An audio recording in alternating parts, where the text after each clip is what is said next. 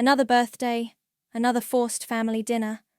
I'm Iris, and today I turned 32. My childhood home, or rather, my mother Celeste's perfectly curated museum, felt more like a prison than a sanctuary. Celeste, 56, was already fussing over the table setting, her face a mask of practiced serenity. Riley, my stepfather, 60, sat in his usual armchair, nursing a whiskey, his gaze dismissive as I walked in. "You're 32, Iris. Don't you think it's time you finally cleared out your room?" Riley's voice was a low growl, cutting through the strained silence. "I told you I'd get to it," I shot back, tired of the same old song and dance. It was always about unfinished business with them, usually meaning anything that reminded them of my actual father. Celeste sighed, her perfectly manicured hand fluttering to her chest. It's been 20 years, darling. It's time to let go of the past. 20 years. That's how long it had been since my father, Josh, supposedly died. I was 12 then. He was 35. They told me it was a heart attack, sudden, unexpected. I knew it was a lie, even then. The way they avoided my gaze, the hushed conversations, the sudden, almost celebratory shift in the house's atmosphere. I retreated to my old room, the one I hadn't touched since I left for college. It was easier to pack than to pretend. Dust motes danced in the slivers of light, illuminating forgotten toys and faded posters. Under a stack of old yearbooks tucked into a false bottom of a wooden dresser drawer, I found them. A small bundle of yellowed envelopes, tied with twine. Prison letters. My heart hammered. Prison, not dead. The first letter I opened was dated just a month after he vanished. His familiar looping handwriting filled the page, but the words were chilling. "Iris, my sweet girl, I know this is hard. They told you I'm gone, but I'm not. I'm here, and the ones closest to me, your mother, and it wasn't only her. They put me here." The letters burned a hole in my pocket for days. I couldn't focus, couldn't sleep. Josh, my father, alive, and framed by them.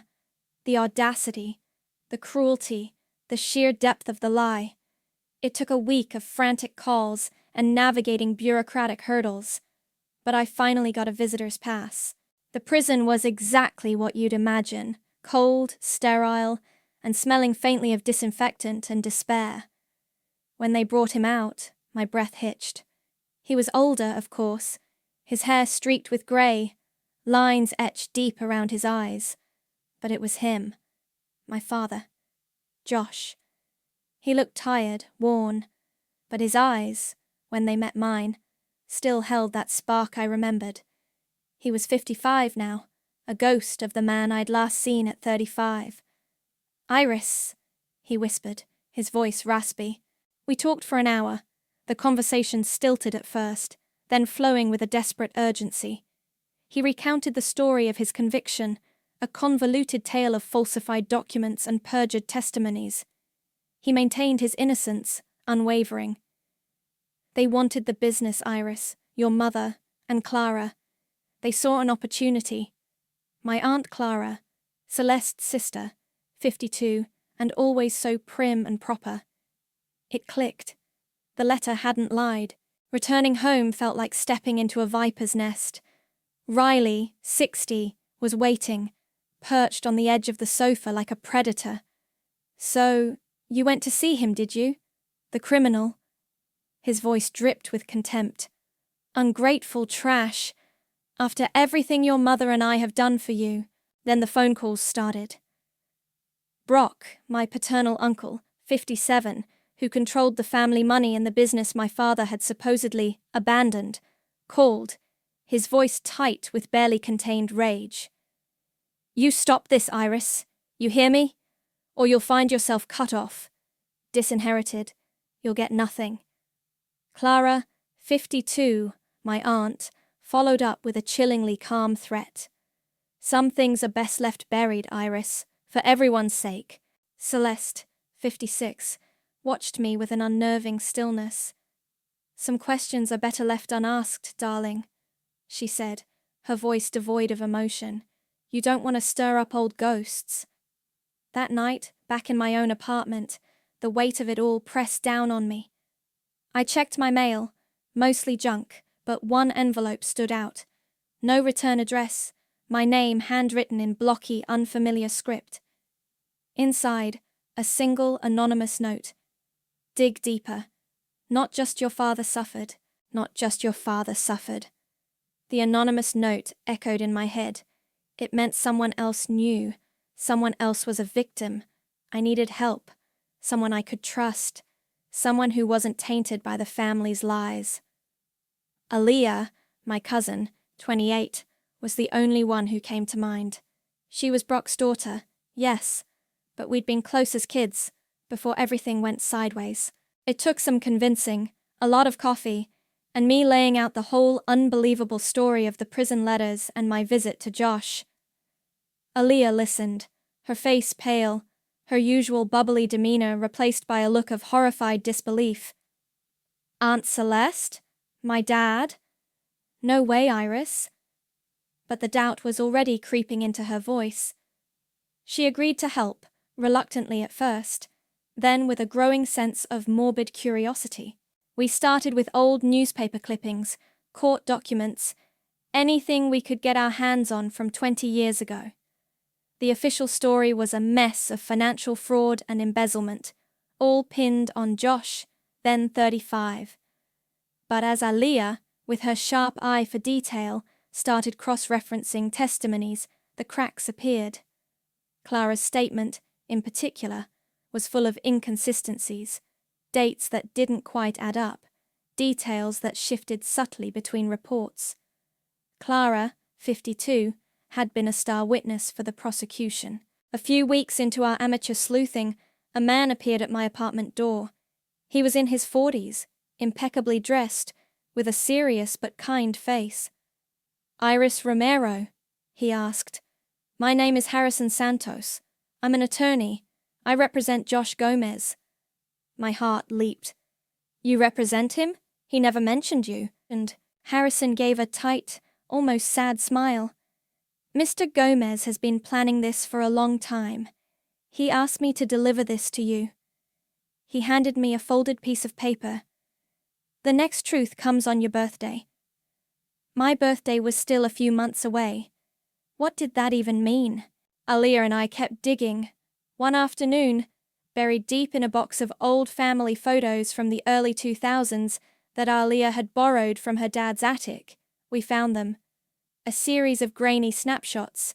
Celeste, 56, and Clara, 52, laughing, clinking glasses with a man whose face I recognized from the court documents. Detective Miller, the lead investigator on Josh's case. The same detective who had a reputation for being flexible with the truth, if the price was right. The photos were taken at a secluded lakeside cabin, a place I barely remembered visiting once as a child, long before Josh was imprisoned. The pieces were starting to fit, forming a picture far uglier than I could have ever imagined. The family dinner at Brock's mansion was a yearly ritual, a performative display of wealth and unity that always left me feeling hollow. This year, it felt like walking into a lion's den. Brock, 57, sat at the head of the polished mahogany table, his eyes narrowed as I took my seat. Aaliyah, 28, looked nervous, avoiding my gaze. Celeste, 56, and Clara, 52, were a picture of elegant composure, sipping wine as if nothing was amiss. Riley, 60, just grunted a greeting. "So, Iris," Brock began, his voice booming across the table, "still chasing ghosts. Some of us have real lives, you know, businesses to run, reputations to uphold." He paused, letting his words hang in the air, a thinly veiled warning. "This obsession of yours, it's becoming a problem." Clara, ever the smooth operator, chimed in.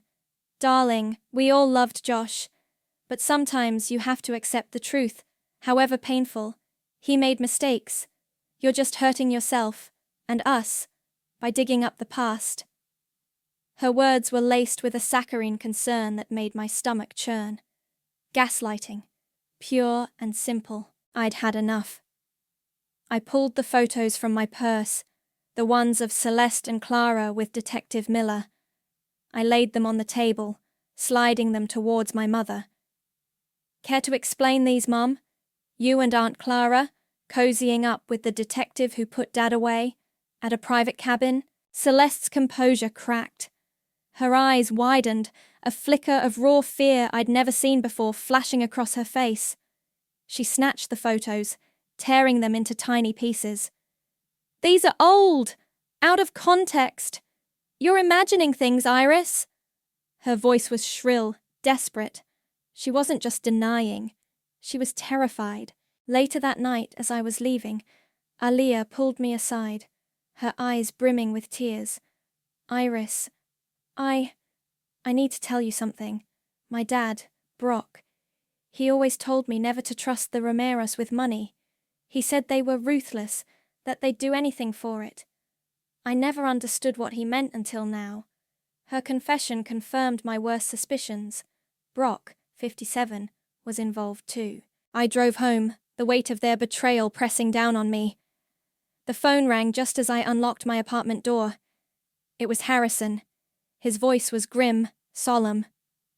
Iris, I'm so sorry to tell you this. Josh, your father, he's dead. He passed away tonight. The news of Josh's death hit me like a physical blow, even though I'd only just reconnected with him. The grief was a dull ache, a profound sadness for the years stolen, for the truth he never got to see, vindicated. I mourned privately, the family's callousness only hardening my resolve. They didn't deserve my tears. The morning of my birthday, still raw with grief, Harrison Santos called. Iris, can you meet me? It's urgent. Your father had specific instructions. I met him at a quiet cafe. He looked as somber as I felt. Your father knew his time was limited, Harrison, in his 40s, began. He wanted you to have this on your birthday, as planned. He pushed a thick sealed envelope across the table, along with a cashier's check. My eyes widened at the amount. $250,000. Part of your father's legacy, Harrison explained. He wanted you to have something to start with, to fight for him. My hands trembled as I opened the envelope. Inside, a single, folded sheet of paper. It was Clara's handwriting. My Aunt Clara, 52, whose inconsistencies Aaliyah and I had noted. I started reading. It was a confession. A full, agonizingly detailed confession. Clara and Celeste, 56, had colluded. They'd fabricated evidence, bribed Detective Miller, and manipulated witnesses. Their motive? Greed. Josh, then 35, had been about to finalize a major deal, one that would have made him incredibly wealthy. Celeste, his wife, and Clara, her sister, had seen an opportunity. They wanted his inheritance, and they needed to pay off Brock's mounting business debts. Brock, 57, had been in deep, and this was their solution. Aaliyah's words about her father not trusting the Romeros with money echoed in my ears. It wasn't just my mother, it was a conspiracy. My own family, the people who claimed to love me, had orchestrated this monstrous lie, tearing my life apart for money. The proof was undeniable. The rage, the hurt, the betrayal. It all coalesced into a cold, hard resolve. They had taken everything from Josh, and nearly everything from me. But they wouldn't take this.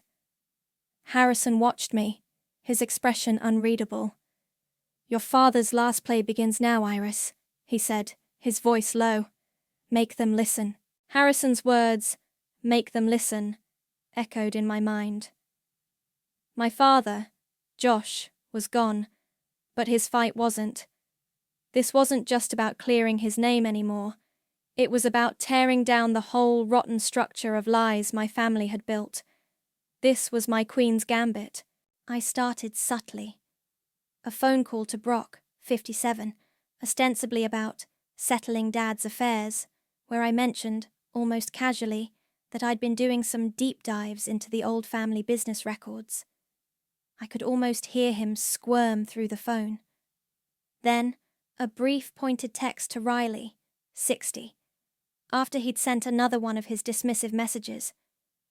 Some truths are harder to bury than others, Riley, especially when they involve federal offenses. The silence that followed was deafening. I watched them, these people who thought they were so clever, so untouchable, and saw the paranoia begin to set in. The atmosphere in the family was thick with unspoken tension. Celeste, 56, called me almost daily, her voice brittle, asking if I was all right, if I'd moved on. Clara, 52, sent me a passive-aggressive floral arrangement with a card that read, "Thinking of you in your time of reflection." They knew something was coming. Aaliyah, 28, was my rock. After reading Clara's confession, she'd flipped completely to my side, her initial disbelief replaced by a fierce loyalty. "My own father," she'd whispered, horrified, referring to Brock's involvement. She started digging through old files at Brock's office, using her access as his daughter. She found copies of loan documents, shady investments, and correspondence between Brock and Celeste from the time of Josh's conviction that painted an even clearer picture of their desperation and complicity. "He was in so deep, Iris," she told me, her voice tight. "They needed Josh's money to save him from ruin." The next family dinner was scheduled for that weekend, another one of Brock's mandatory gatherings. I knew that was where I'd make my move. The day before, as I was leaving my apartment, a sleek black car pulled up. Clara, 52, stepped out, her face pale but her eyes sharp. "Iris," she said, her voice low and urgent, "we need to talk. I can make this worth your while. A substantial sum. Just let this go. All of us will burn if you don't." Her offer was a desperate plea, a confirmation of her fear. But it was too late. The game had already begun. The air in Brock's dining room was thick with unspoken dread. Everyone was there. Brock, 57, rigid at the head of the table. Celeste, 56, picking at her food. Riley, 60, staring into his wineglass. Clara, 52, her face a mask of forced calm. And Aaliyah, 28, sitting next to me, her hand gripping mine under the table. They all knew, on some level, what was coming. "Before we eat," I said, my voice cutting through the strained silence like a knife, "I have something to share, a kind of family history lesson." Brock cleared his throat. "Iris, this isn't the time." "Oh, I think it's exactly the time," I interrupted, pulling Clara's confession from my purse. The room went silent. Every eye was on the document in my hand. This is a confession, handwritten by Clara Perkins. It details how she and Celeste Romero conspired to frame Josh Gomez 20 years ago. Shock rippled through the room. Celeste gasped, her hand flying to her mouth. Riley slammed his fist on the table. Brock's face turned a dangerous shade of red. I started reading, my voice steady, clear, each word a hammer blow. I read about the fabricated evidence, the bribed detective, the manipulation of witnesses. I read about their motive, greed, to seize Josh's inheritance and bail out Brock's failing investments. As I read, Clara's forced composure shattered. She let out a choked cry, sliding from her chair and collapsing onto the floor, sobbing uncontrollably. "This is a lie!" Brock roared, leaping to his feet. "She's insane! This is all a sick game!" "Is it, Brock?" I challenged, meeting his furious gaze. "Aaliyah has copies of your old loan documents, your correspondence with Celeste, all the proof of your debts and how desperately you needed Josh's money." Riley, 60, exploded, his face contorted in a snarl. "You ungrateful bitch! You'll ruin us all!" Celeste, 56, sat frozen, tears streaming down her face, a silent testament to her guilt. The elegant facade had crumbled, revealing the terrified woman beneath. I stood, towering over the chaos. "Here's how this goes," I said, my voice unwavering. "You confess to the authorities. You return every cent of Josh's stolen money, with interest, to his name, for his legacy. Or I go public. Every newspaper, every news channel. I have the evidence. I have a lawyer. And I promise you, I will burn this family to the ground to get justice for my father." Just then, the doorbell rang. Aaliyah, still shaking, opened it. Harrison Santos, 40s, stood there, a briefcase in hand, his expression calm and resolute. "Good evening," he said, stepping into the room. "I believe you have some legal documents to review." The fallout was swift and brutal. Harrison, 40s, had come prepared. The legal documents he presented were damning, detailing the consequences of their choices. Clara, 52, still sobbing on the floor, was the first to be taken into custody. Her confession, combined with the evidence Aaliyah, 28, had uncovered, was more than enough for an immediate arrest. Brock, 57, fought it, of course, threatening lawsuits and disinheritance.